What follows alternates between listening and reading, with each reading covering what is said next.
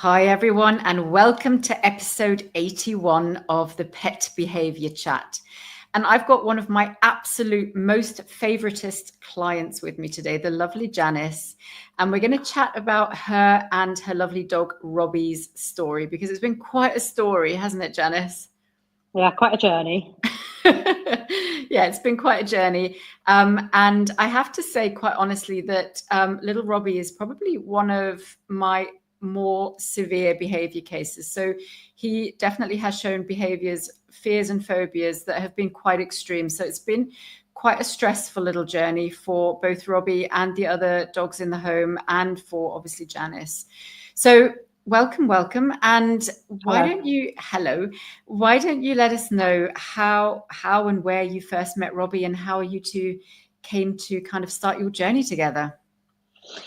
Okie dokie. So I was living in Indonesia, in Jakarta, and we had decided, my daughter was living with me at the time. We had decided to stay in Indonesia, and we thought that the time was right to get a little dog. And in Indonesia, as anyone who knows who's been there, has many stray dogs, and stray dogs are not treated terribly well over there. So we decided a stray dog that needed rehoming was the way forward. And we actually went to see a big dog who had been injured, but cunningly they brought along a puppy, and my daughter fell in love with the puppy, and hence Robbie came home with us. But even from day one, Robbie was a worried little puppy. Even from the very early days, that was something we noticed immediately. So if we took him out on our compound in Indonesia, the strangest things would alarm him. So things like, we had a cattle grid in the road. He was terrified of that, and we would have to carry him over the cattle grid. Noises have always disturbed him. But I held on to a lot of guilt because we didn't stay in Indonesia as we had planned. We then moved to Dubai, and then we moved to Central Asia. We went to Kazakhstan, and then we came back to Dubai. And obviously, for any pet owner, putting an animal onto a long-haul flight and having to go through all those procedures, it's moving a child is easy in comparison to moving animals. I think most people would say that. And I always held on to a lot of guilt that this had made him worse, which thankfully you allayed some of those fears and said he potentially would have always been this way. But so I have sought help previously, actually, when I was living in Dubai the first time. And I think really I don't know whether this resonates with you, but one thing that was made clear to me was that good dog owners do cognitive behavior therapy. They pay trainers. They go through these series of events to make the dog better. And I did all of those things. And honestly, I tried the thunder jackets. I tried the behavior therapists, the trainers, ignoring him, telling him off. I mean, I honestly went through this cycle of not knowing what to do. So I had already sought help, but basically been told, well, these are the steps to go through. And then almost, sort of as I was walking out, I mean, the last resort that can be used is medication, but we don't really advise you go in there and there. So I was always left with that feeling that was not something I would ever do to my dog. That would make me a very, very poor owner of a dog, parent of a dog. And then, of course, we carried on our journey. He was about 4 by then. Carried on our journey around the world, picking up other stray dogs as we went. So by the time we got back to Dubai, he had a sister who's 3-legged, and a little brother who's not little, he's a bit big, from Kazakhstan, who's also 3-legged. And yeah, we came back to Dubai. Unfortunately, one dog was impounded at the airport, and it had to be Robbie. So I don't think that was a great start. Had to be him. Yeah. So that was a great start for him, and he spent 3 weeks in isolation in kennels. And he did settle, actually, for a period of 3 months or so. And then a series of events led him to spiral pretty quickly, at which time I reached out on Facebook and just said, I need help from somebody. And that's when I got in touch with you. Yeah, no, definitely. I mean, it's such an interesting journey. There are so many kind of things that, for me are like quite poignant, I guess. So, you know, the fact that even as a young puppy, he was already quite fearful. So that whole genetic and epigenetic piece, that early life learning, socialization period piece. And then absolutely, you know, some of the things that potentially, you know, he went through that other dogs would go through and cope very well with. I mean, how many dogs travel across the world, you know, often and cope well with? That's not to say that the air travel isn't stressful, but many dogs are able to bounce back from that. But I think for Robbie, it was just a, you know, kind of trigger stacking, compounding.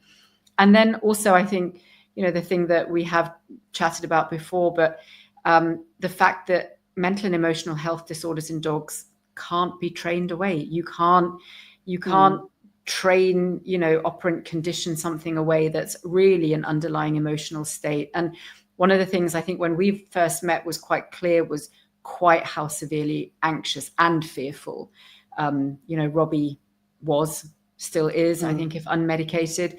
And really that whole sort of, you know, the anxiety, which is like his everyday life, you know, there are so many things in his world that he finds difficult to cope with.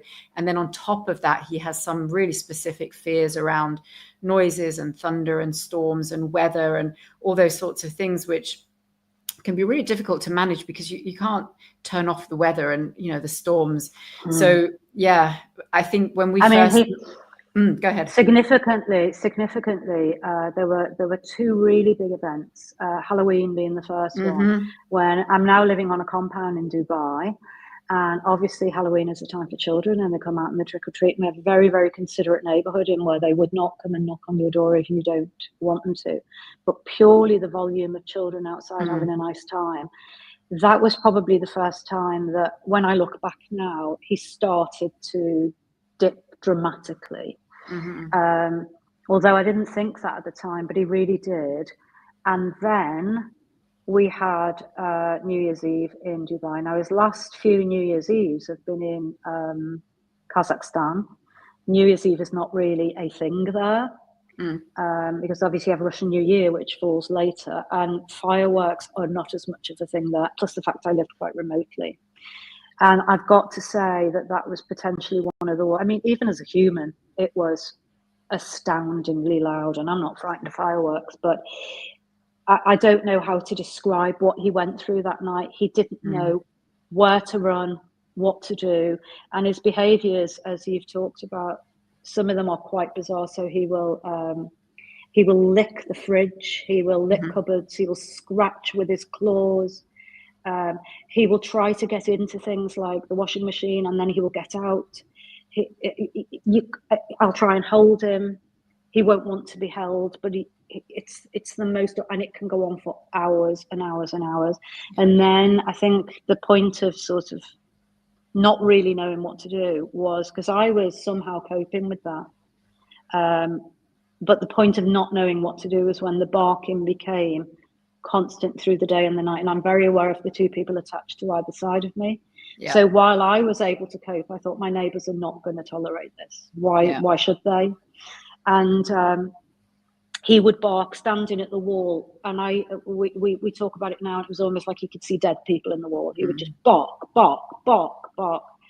And his life, I think the only time I've ever been really upset with you was when we looked at the quality of his life, and me realizing that he just didn't have a quality of life at all. And I certainly didn't. I can say that categorically. I was sleeping on my sofa. I had done for nearly a month because the knock-on effect of the other dogs was just terrible. I mean, one of the dogs wanted to attack him constantly because his behaviors were so weird and making her so anxious. And then the other poor dog just stayed out of the way. They had no quality of life because of what was going on in the house. It's a terrible situation. And I think that was the point that we first met, in that kind of really bad situation. And I think, you know, that was one of the sort of the big eye openers for me. It was like, oh my goodness, I have to help you guys, because everyone's affected by it. Tell me a little bit about sort of what was your emotional state like in that time? Were you feeling guilty, or what were your kind of emotions like? Well, you know, I have 3 children. I have human children. So I'm not mad dog lady, well, slightly mad dog lady, but slightly. And my human children are still, you know, nearby me. It's not as though I only have dogs in my life. But I have to say, and anyone who's listening to this podcast is going to be an animal lover. And you know that you take those animals on, they become part of your family. They're dependent on you. I've taken them all around the world with me at the cost of many, many thousands of pounds. And you know, it's as normal for me to come down in the morning and see those 3 tails wagging at me as it is to meet your children in the morning. And oh my God, what emotions did I have? Terror that I was going to be evicted. Emotional distress because of the state he was in. I was actually exhausted, just not sleeping at all. Guilty, distraught. I mean, honestly, I think you can't name an emotion that wasn't going on. I did not know what to do. And, you know, somebody had mentioned to me, and I think it was actually a lady on a Facebook site, had said, you know, maybe the kind, sorry, it was a neighbour who's an animal rescuer. And she said to me, maybe the kindest thing to do is euthanasia. And I was horrified that she would mention that. Absolutely horrified. And then I reflected on that, and then we talked about the paths that he could go down. And there honestly was one stage where I thought, he has such a poor quality of life, and his life is so frightening that maybe he would be better. And I think I said to you, I can't go down that road until I've tried absolutely everything. And that's how we ended up. Yeah. Yeah. And so the next step then for us was a medication plan. And I mean, by that time, were you then also open to it? I think you were at the point where you were ready to kind of do anything, right? To see if we could help him. You could have told me to stand on my head and eat worms. And if you said that was going to work, I'd have done absolutely anything, honestly, because he's my first one as well. He was the first dog of the 3. And, you know, he's a much loved family pet by all of my adult children. I would have done anything, yeah. Yeah. I think for me, the kind of the really sort of clear message was we need to change something really quickly, because you hadn't slept properly for a month and his behaviors were so extreme. We had to help him somehow settle down. So it wasn't kind of just a baseline medication like an SSRI or a TCA or something that was going to control anxiety over the long term. We actually came in with a couple of different short-acting medications for him straight away. Tell me about the first sort of few days when he was on meds. How did you find that? And how did you cope with sort of getting the meds into him and noticing side effects and things like that? It's interesting because you have always been very open to, these are the sorts of things that could happen. These are the things that might happen. And actually, if you remember, he breezed into medication. Now, me knowing Robbie, knowing that everything's been a challenge in his life, I imagined he was going to want to be one of the dogs who had the tendency to go hyperactive on the medications. And I thought, you can't go more hyperactive, you know, it's impossible for him to do that. However, we started, and you'd made it very, very clear to me that the paroxetine would take much longer to work. Yeah. And therefore, we also were giving him trazodone, if you remember. And the trazodone, it was definitely working to an extent. Trazodone 3 times a day, which for anyone who doesn't know, I believe is a sedative, has a sedative effect. Is that right? Yeah, it has anxiolytic. And so in humans, it's used a bit as a sleeping medication, or can be used as a sleeping medication. So yeah, sedative and anxiolytic as well. And then following that, maybe 3 weeks in, obviously the paroxetine hadn't yet kicked in, but 3 weeks in, we were definitely going through a bad time between about 3 and 7. It was still a very traumatic time in his life. And again, Robbie's learned a lot of behaviors, such as in Kazakhstan, he knew that the storms would begin early evening. And so he started to become frightened of evening coming. He started to associate the dark with the storm. And so as the sun went off my garden, you could see his behaviors change. And I thought I was going crazy, because he can, and I now know this is true, he can detect a storm hours before it comes. Yeah. And it's only now that I've actually proven it to myself and thought, let's wait and see. And he can. And So he was going through a really dreadful time still. So this it was much better, but still dreadful. And so at that point, you introduced a Valium sort of drug, oxazepam. Yeah, exactly. And that is a quite fast-acting opiate, I believe, benzodiazepine. It's a benzodiazepine, exactly. Yeah. And sometimes, I mean, what I've learned with that one is that I don't want to wait until he's distressed, because then it definitely takes much longer to work until he collapses. But if I can give it him when I can see the first signs, the pacing, the panting, I get it in 45 minutes later, he's calm. Yeah. I think that was the game changer for us, wasn't it? Getting that oxazepam on board, because I agree. I think we'd made really good progress really quickly, like within a couple of weeks, things had changed. I remember that getting the first message from you saying, I slept in my bed for the first time tonight. I was like, yes, that's exactly what we wanted. That was such a win.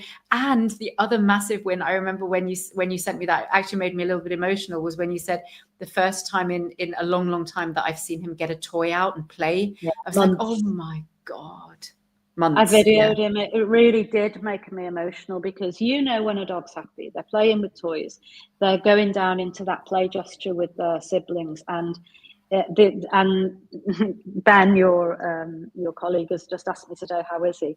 And I know he's well when he shows his tummy. As soon as he does that, he's a relaxed boy. Yeah. You even thought he was in pain at one stage because of the arching of his back. Yes. But he's so frightened that he literally arches his back, and he's rigid. It's awful. But yeah. I think for me, one of the things that I really want to get across to people was the guilt I had associated with medicating my dog, in the way that I guess you may have with a child, or with a relative. You sort of almost make, I mean, don't get me wrong, the vets I was using was a very good vet in Dubai, but it was almost as the last resort. Now, I wish this had been the first resort, because my poor dog's nearly 9 now. Yeah. And he could have had a much nicer life if he'd have been a medicated dog from earlier on. Yeah.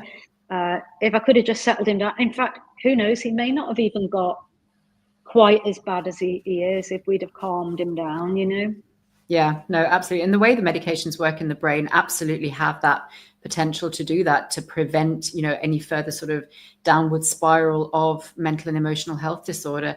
And I completely agree with you that my kind of always dreaded phrase that I hear from clients is you are our last resort, because if I hear that, then I know things are bad. And if I hear that, I also know, just as you've just said, that there's been some time that's lapsed, other things have been tried, and that poor animal has spent quite a large amount of time in some degree of emotional distress.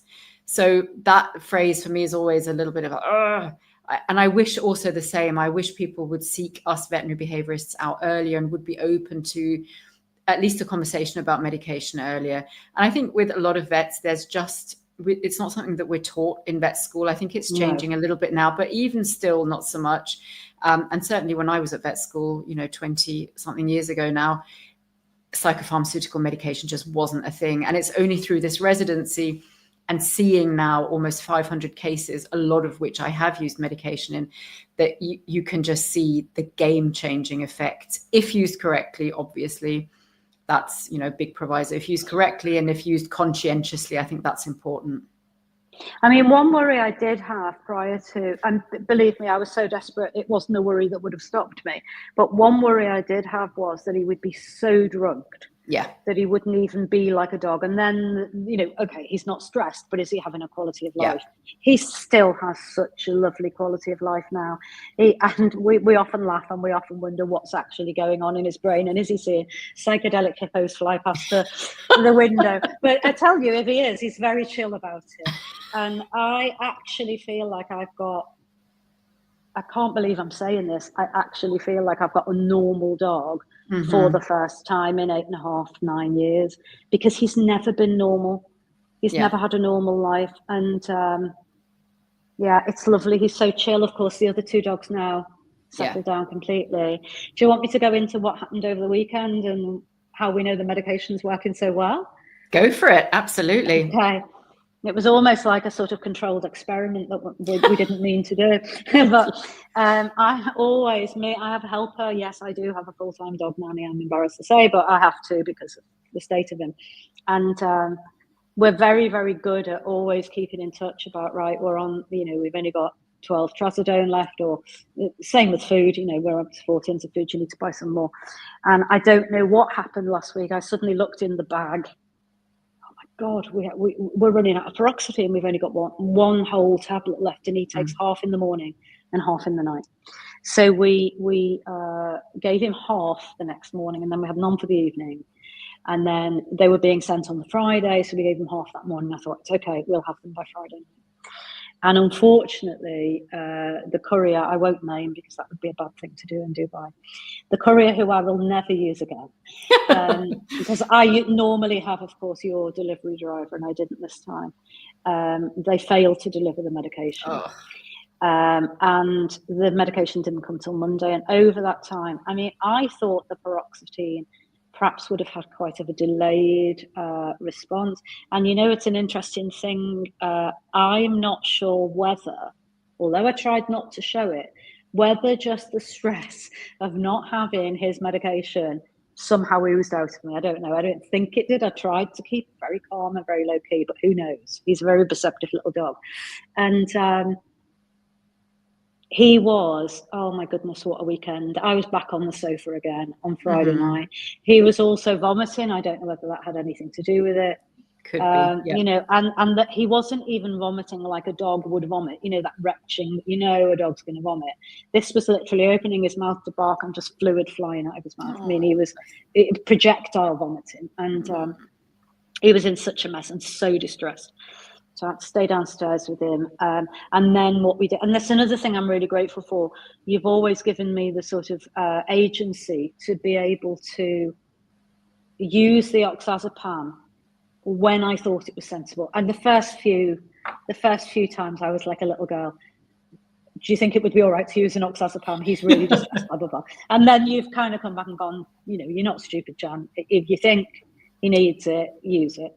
And so over the weekend, we've literally managed him by just giving him extra doses of benzodiazepine, and the medication came yesterday, and I have a relaxed dog again. Yeah, it's so crazy. It really is.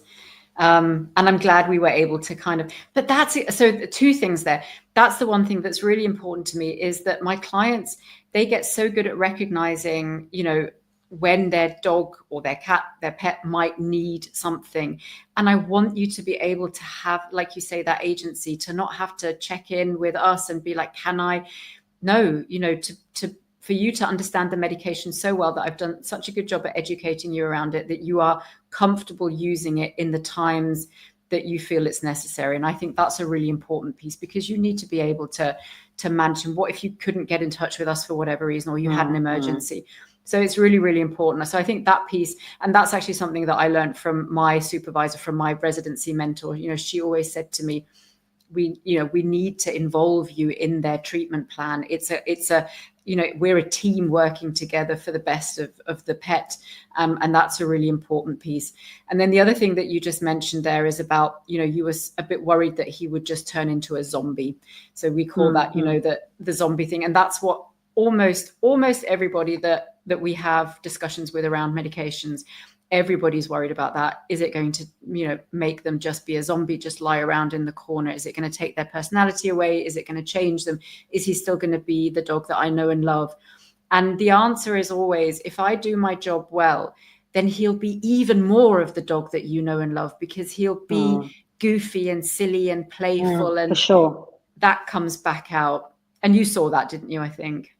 I hadn't seen him get into a play posture for months and months and months. It must have been, I don't know, maybe 4 or 5 months. I hadn't seen him bow down to want to play. And that day he went and got the toy out of his toy box.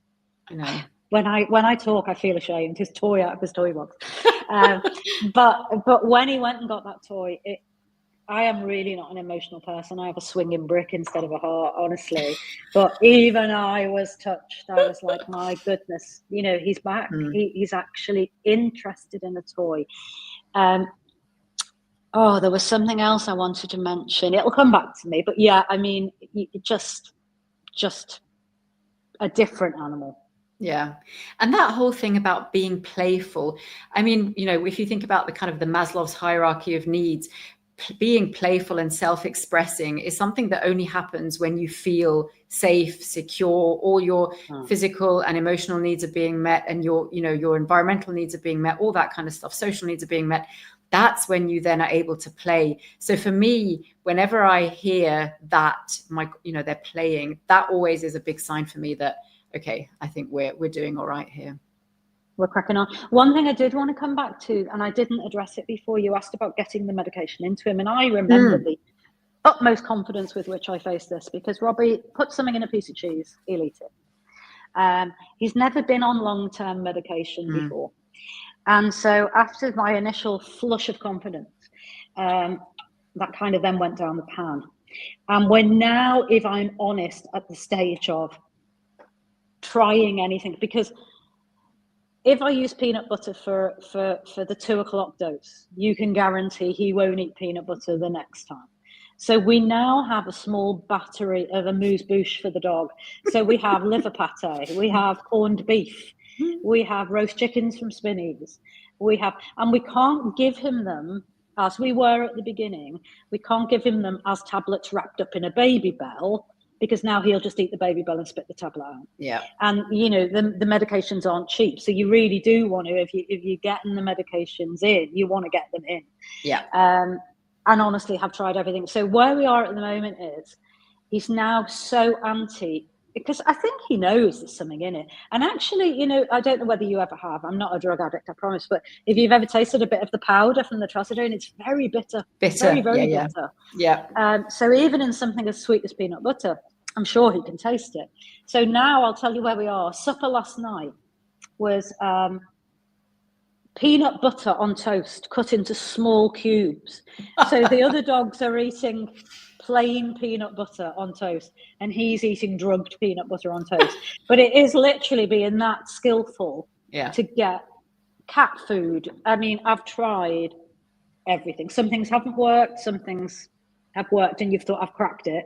And I mean, 2 days ago, we thought it was Spinneys beef casserole. We thought we've cracked it. He lapped it up. He wouldn't have it a few hours later. Yeah. So just keep persisting on.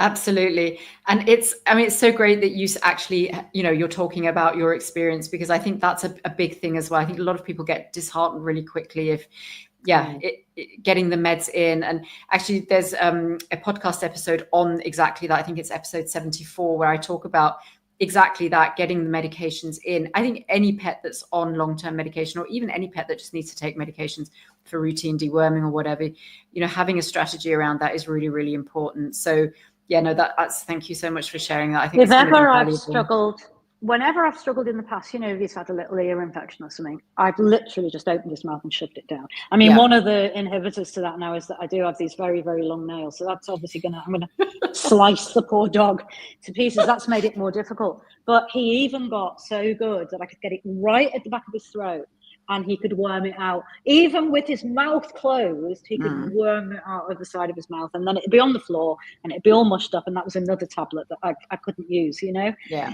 So I've stopped fighting with him. I've stopped trying to just put them down, because again, I know now how very frightened he gets so quickly.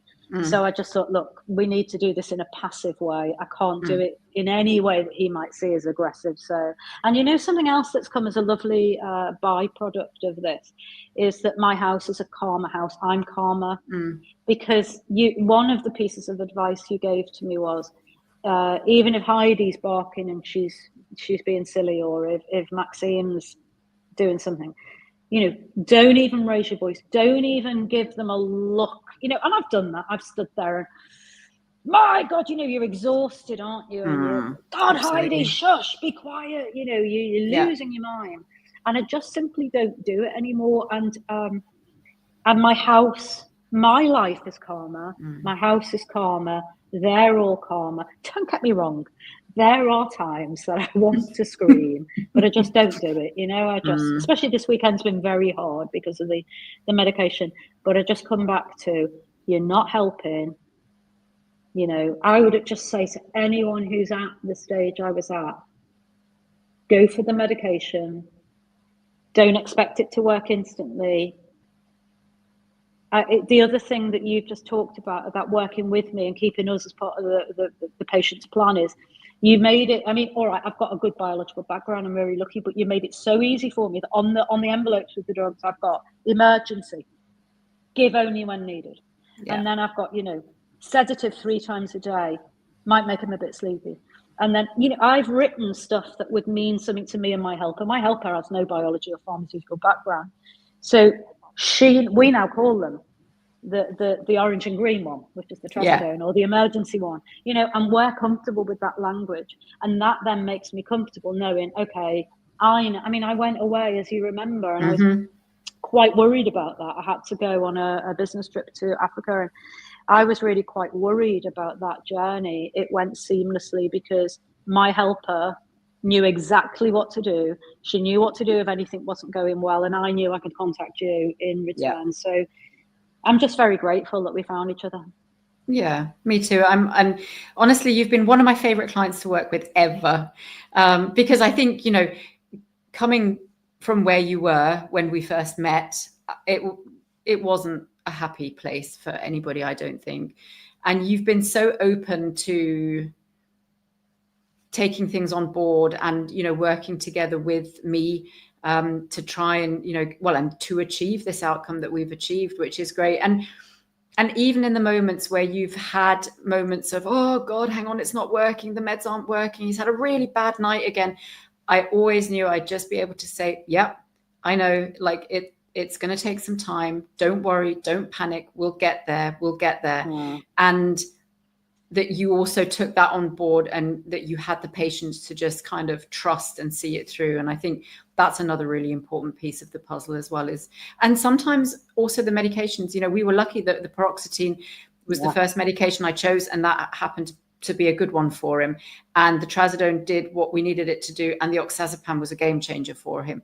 That's also not always the case. It's not always the case that, you know, I choose a medication and it's immediately the right one. So there is a little bit of, well, there's a lot of working together and just a little bit of trust that, you know, we're all sort of trying to achieve the same goal together, kind of thing. I think as well, you can't really underscore enough the importance of the reassurance that either Ben or you will give me, because even as I would class myself now an experienced drugger of dogs, you know, I mean, he's been on them for quite some time now, and I do feel like I'm kind of know what I'm doing with his regime, and everything's okay. And then of course it all went kind of to rats, didn't it, you know, this week, and I could feel that panic welling again inside me, and knowing I could just pop a WhatsApp, knowing that you weren't even open, but knowing somebody would respond.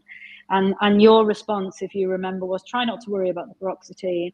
If you need to give more oxazepam, just go with it. And immediately I could feel a sense of calm coming over me. And again, honestly, I'm a pretty laid back. I don't worry about the small stuff. I used to, but I don't anymore. I'm a very chilled out person now. And just being able to bring me down, I'm sure helps the dog. Yeah, definitely. So I think that's an important part of it. It's not all about the medication. It's the reassurance, the you know, the sort of 24/7 contact and the agency that I talked about before. Yeah, I think communication is such an important piece, isn't it? I mean, in every single walk of life, but in particular in these types of situations, you know, if we had gone on radio silence, or, you know, I thought, oh, for God's sake, just wait, you know, it's going to work at some point, then that wouldn't have helped anybody either. But I knew that, you know, we just had a few weeks that we needed to get through, and actually we made pretty good strides quite quickly, which I think then also, I think once you saw, oh, hang on, there is something that is working, it's getting a little bit better. I think that then also helps if you can actually see something is working, that restores your faith in everything. Just a little bit of light at the end of the tunnel, because there was none. I mean, I could not see a way for me to move forward. My poor helper wasn't going out at all. You know, I was terrified that if she went out, they would cause such a ruck that, you know, I mean, of course, you've got all of that. It's the web of, you know, I live in a rented property, and what's that going to mean? And you know, I'm not going to lie, if I was next door to a dog that was consistently barking, I'm sure I would complain. I'm not decrying people for not wanting that. I didn't want it for them, and I didn't want it for myself either. Yeah. So the amount of stress that's gone out of my life by addressing this with my boy is it's just immeasurable, you know. Yay, so good, so good. Well, I think that is a perfect place to leave it, unless you've got anything else that you want to say, or have you got any final words of wisdom or advice to anyone who might be finding themselves in a similar situation and just not knowing quite what to do? What would your words of advice be? Well, a couple of things, I guess. Don't carry a lot of guilt with you, because whatever you're doing, you love your animal. And I was guilty about all of these trips he'd made. Well, you know, he made those trips because I love him, and I couldn't just set him free on the streets of Indonesia or Kazakhstan.